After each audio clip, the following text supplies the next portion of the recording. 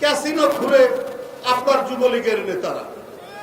ঢাকা শহরেই 50টা না 55টা ক্যাসিনো। আবার আজকে দেখছি অনলাইন জুয়াতে হাজার হাজার কোটি টাকা পাচার হয়ে যায় বিদেশে। এরাও ক্ষমতাসীনদের ঘনিষ্ঠ।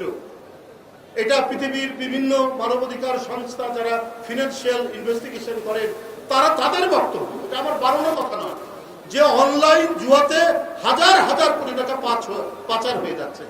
তো আপনি তো সচ্ছল করেছেন জুয়ারিদেরকে, আপনি সচ্ছল করেছেন আপনার যুবলীগকে, আপনি সচ্ছল করেছেন আপনার ছাত্রলীগকে।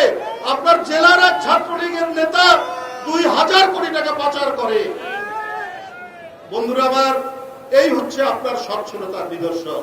আজকেই দেখেছি প্রধানমন্ত্রীর ঘনিষ্ঠ একজন ব্যক্তি তিনি পৃথিবীর ধনীর তালিকায় একজন হয়েছেন। ফর্বস বলে একটি পত্রিকা আছে যেখানে ধনীদের তালিকা করে, সেই তালিকায় নাম তার চলে এসছে। এর আগে তার নাম ছিল ধনীদের তালিকায় সিঙ্গাপুরে, আগে ছিল আঞ্চলিক, এখন এটি হয়ে গেছে গ্লোবাল, বৈশ্বিক তার হয়েছে।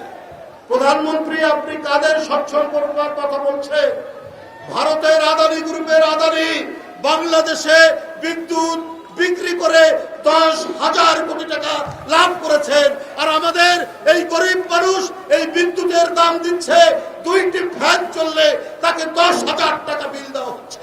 যদি একজন মানুষের বাসায় একটা এসি থাকে তাহলে তার বিল আসে 25,000 টাকা, 30,000 টাকা, আর এই টাকা নিয়ে যাচ্ছে ওই আদানি গ্রুপ। তার এইবারে শুধু বাংলাদেশে বিদ্যুৎ বিক্রি করে 10,000 কোটি টাকা তিনি লাভ করেছেন। তাহলে আপনি সচ্ছল করছেন তো ভারতের ব্যবসায়ীদেরকে, আপনার ঘনিষ্ঠ লোকদেরকে, তাদেরকে আপনি সচ্ছল করছেন। বাংলাদেশের মানুষকে তো আপনি সচ্ছল করছেন কোথায়?